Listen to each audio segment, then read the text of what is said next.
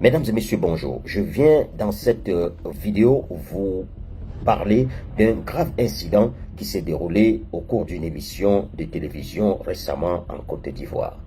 Je vous invite à d'abord écouter ces propos et je vais revenir dessus à travers une analyse. Le président Alassane Ouattara, depuis 2010, ne va pas en compétition avec tous les candidats. En 2015, il y a eu la candidature de Pascal Affi-N'Guessan et on a vu certaines candidatures, les manifestations de Mamadou Koulibaly et autres. En 2020, il était candidat face à Kouadio Konan-Bertin. Les autres candidatures, y compris celle de Laurent Gbagbo, n'avaient pas été retenues.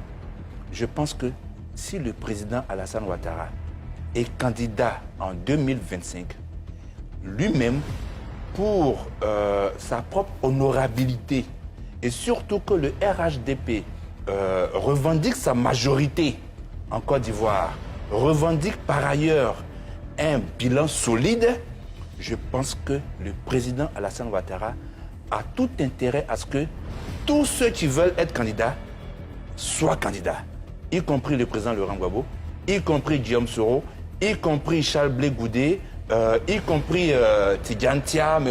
Tous doivent être candidats et se mesurer une fois pour toutes pour que les électeurs aient le plus grand choix possible et qu'on évite toutes ces tensions inutiles. Parce que les crises préélectorales, pendant l'élection et post-électorale, très souvent, sont le résultat d'exclusion, comme on a vu en 2020. On ne peut pas, on ne doit pas laisser dire de telles énormités sur un plateau de télévision sérieux. Non, non, Alassane Ouattara ne désigne pas les candidats à l'élection présidentielle. Les critères d'éligibilité sont définis par la Constitution et par la loi électorale. Même en adoptant le postulat qui est celui de mon confrère, qui consiste à insinuer que le Conseil constitutionnel n'est qu'une sorte de marionnette aux mains d'Alassane Ouattara, pour ce qui est de 2020, tout au moins, l'honnêteté intellectuelle voudrait qu'on reconnaisse que même des candidats dont la candidature avait été validée par le Conseil constitutionnel, notamment Henri Konan Bédié, Pascal Affi-N'Guessan et bien d'autres, ont finalement décidé de ne pas prendre part à l'élection. Alassane Ouattara n'a donc jamais empêché la candidature d'aucun de ses opposants. Ces propos sont d'autant plus dangereux qu'ils tendent à faire passer au niveau de l'opinion l'idée selon laquelle la Côte d'Ivoire n'est pas une démocratie. Car si l'on admet que le président désigne lui-même ceux qui doivent compétir lors des élections, il faudrait donc également considérer qu'il désigne aussi le vainqueur au cours des élections. Donc, que les résultats des différents scrutins sont décidés par le président de la République.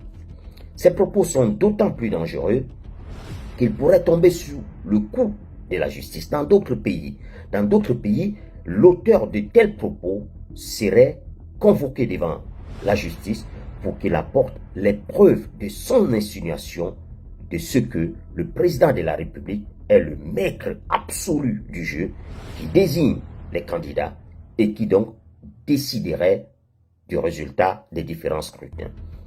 Mais à côté de l'auteur de ces propos, il y a aussi la chaîne de télévision sur laquelle ces propos ont été tenus, qui est pénalement responsable des propos tenus sur leurs antennes. Je suis d'ailleurs très étonné qu'aucun autre pénaliste au cours de ces débats n'ait rappelé, alors n'ait recadré notre confrère qui a tenu ces propos.